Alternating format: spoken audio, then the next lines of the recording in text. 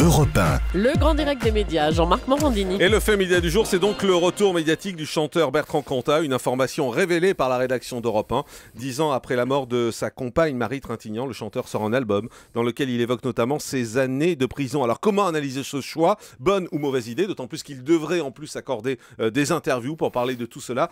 Comme tous les matins, on analyse cette communication avec Bastien Millot, notre expert médias et communication. Bastien. Bonjour Jean-Marc, oui, c'est une information que l'on doit à Mathieu Charrier de la rédaction d'Europe 1. On a appris hier que Bertrand Cantat serait de retour dès la semaine prochaine, le 30 septembre, avec un nouveau single qui s'appellera Droit dans le soleil, avant un album qui, lui, est programmé fin novembre. Alors c'est vraiment une première, puisque le chanteur n'avait jamais refait de disque depuis sa sortie de prison sous liberté conditionnelle en 2007. Vous vous en souvenez, il avait été condamné en 2004 à 8 ans de prison pour le meurtre de Marie Trintignant en Lituanie. Alors dans cet album, on devrait trouver 8 chansons qui sont actuellement au mixage, et un des titres va certainement faire parler de lui, puisque Cantat va évoquer, j'ai du mal ce matin, ses années de détention en prison. En revanche, Jean-Marc, il ne va faire aucune allusion au drame pour lequel il a été condamné dans les autres morceaux de l'album. Alors au-delà de cette information, ce qui est intéressant, c'est d'analyser évidemment sa communication, et en particulier la communication de Barclay, sa maison de disques. Alors tout a été méticuleusement préparé. En ce qui concerne la promo, un concert acoustique a été enregistré.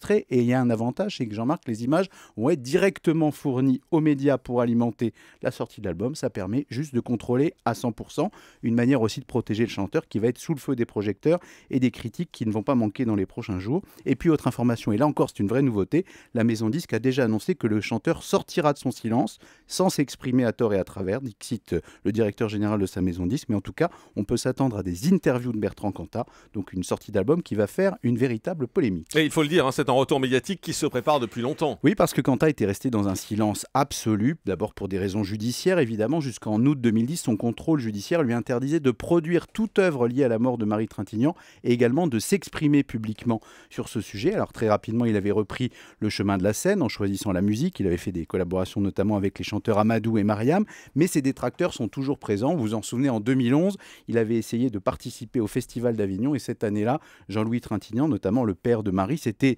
insurgé contre la présence potentielle de Cantat à Avignon, en déclarant notamment qu'il était l'homme qu'il détestait le plus au monde. Résultat, le chanteur avait renoncé. Donc vous voyez, l'image reste sulfureuse.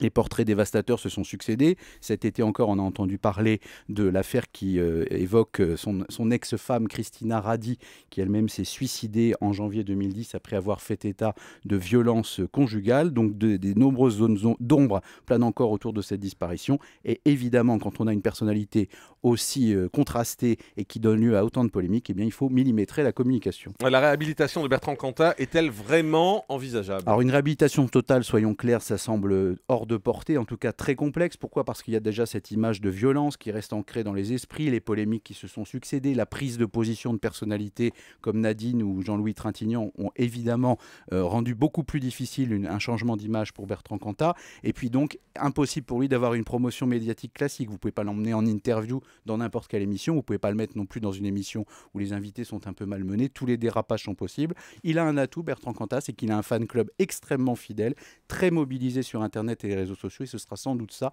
l'axe de sa future communication. Merci beaucoup Bastien Millot pour cette analyse matinale.